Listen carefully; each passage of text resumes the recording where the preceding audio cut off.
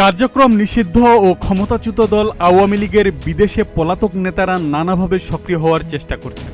দেশকে অস্থিতিশীল করার জন্য বিদেশে বসে সামাজিক যোগাযোগ মাধ্যমে উস্কানিমূলক বক্তব্য দিচ্ছেন আওয়ামী লীগের অনেক কেন্দ্রীয় নেতা। গেল 5 আগস্ট ভারতের নতুন দিল্লিতে সাউথ এশিয়ার ফরেন করেসপন্ডেন্টস ক্লাব আয়োজিত এক অনুষ্ঠানে ভার্চুয়ালি যুক্ত হয়ে কথা বলেন সাবেক প্রধানমন্ত্রী শেখ হাসিনা। যদিও ওই সাংবাদিক সম্মেলনে তিনি প্রকাশ্যে দেখা দেননি। ওই সাংবাদিক সম্মেলনে ডিসেম্বর মাসে দেশে ফেরার ইচ্ছা প্রকাশ করেন এবং বর্তমান সরকারের কঠোর সমালোচনা করেন হাসিনা।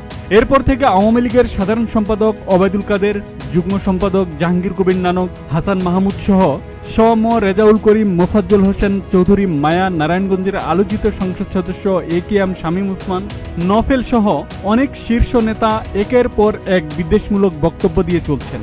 বিশেষ করে সামাজিক যোগাযোগ মাধ্যমে বক্তব্য দিয়ে তারা এদেশে লুকিয়ে থাকা আওয়ামী লীগ নেতাকর্মীদের উস্কানি দেওয়ার চেষ্টা করছেন। এতেই বোঝা যায় দেশে অস্থিরতার পায়তারা করছে পলাতক আওয়ামী লীগ নেতারা। বেলজিয়ামে বসে বিডি এশিয়া নামে একটি অনলাইনে এসে ডক্টর হাসান মাহমুদ হুঙ্কার দিয়ে বলেন, পুলিশ হত্যার ভয়াবহ পরিণতি অপেক্ষা করছে। আমরা ক্ষমতায় ছিলাম, আমাদের দায় আছে, কিন্তু পুলিশের উপর হামলা হলে তারা কি বসে থাকবে? তারা প্রতিকার করবে না? সাম্প্রতিক সময়ে কলকাতার দৈনিক আনন্দবাজার পত্রিকায় আওয়ামী লীগের প্রভাবশালী প্রেসিডিয়াম সদস্য জাহাঙ্গীর কবির নানকের একটি সাক্ষাৎকার প্রকাশিত হওয়ার পর দলের ভেতরের এই অন্তর্দ্বন্দ্ব ও ক্ষোভের আগুন তীব্র আকার ধারণ করেছে। ওই সাক্ষাৎকারে নানক অত্যন্ত আত্মবিশ্বাসী সুরে দাবি করেছেন যে হাসিনার আগে তিনি দেশে ফিরবেন এবং চরম প্রতিশোধ নেবেন। তবে নানকের বক্তব্যের কড়া প্রতিক্রিয়া সাবেক স্বরাষ্ট্রমন্ত্রী আসাদুজ্জামান খান কামাল বলেন, নানক বললেই কি ইচ্ছেমতো দেশে ফেরা যায়? নানক ফিরলে তিনি হয়তো ফিরবেন, কিন্তু আসাদুজ্জামান কামালের পক্ষে তো চাইলেই হুট করে দেশে ফিরে যাওয়া সম্ভব নয়, কারণ আমার গলায় ইতিমধ্যেই ঝুলছে ফাঁসির দড়ি। কামালের প্রশ্ন, যদি এই ধরনের কঠোর আইনি নির্দেশ বা ফাঁসির সাজা নানকের উপর থাকত, তবে কি তিনি এভাবে বুক ফুলিয়ে প্রকাশ্যে ভারতীয় গণমাধ্যমে ইন্টারভিউ দিতে পারতেন?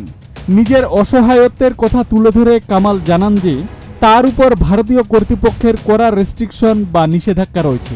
তিনি চরম আতঙ্কে দিন কাটাচ্ছেন এই ভেবে যে তার মুখ থেকে সামান্য কোনো রাজনৈতিক বক্তব্য বের হলেই ভারত সরকার তাকে ধরে বাংলাদেশের সরকারের হাতে তুলে দেবে।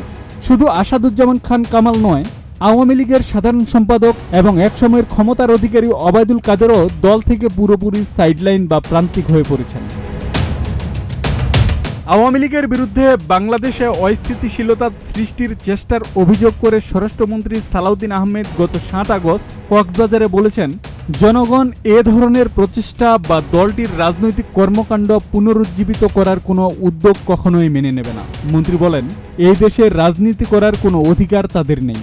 বাংলাদেশের জনগণ তাদের এখানে রাজনীতি করতে কখনোই দেবে না। যদিও তারা মাঝে মাঝে বিদেশ থেকে বিবৃতি দিতে পারে, সরকার এখন আর এসব মন্তব্যে গুরুত্ব দেয় না। জানা গেছে, পদত্যাগ করে দেশ ছেড়ে পালিয়ে শেখ হাসিনার ভারতে আশ্রয় নেওয়ার পর তার দল আওয়ামী লীগ মাঠের রাজনীতিতে একেবারে নীরব হয়ে গেলেও সরব হয়ে উঠেছে সামাজিক যোগাযোগ মাধ্যম। দলটির ভেরিফাইড ফেসবুক পেজের পাশাপাশি টেলিগ্রাম চ্যানেল, এক্স, ইউটিউবে প্রতিনিয়ত তথ্যমূলক ভিডিও আপলোড করা হচ্ছে। পাশাপাশি ভিনদেশীয় একটি নম্বর থেকে হোয়াটসঅ্যাপ গ্রুপ খুলে সেখান থেকেও আপডেট জানানো হচ্ছে। আব্দুল সালাম, প্রজন্ম 24।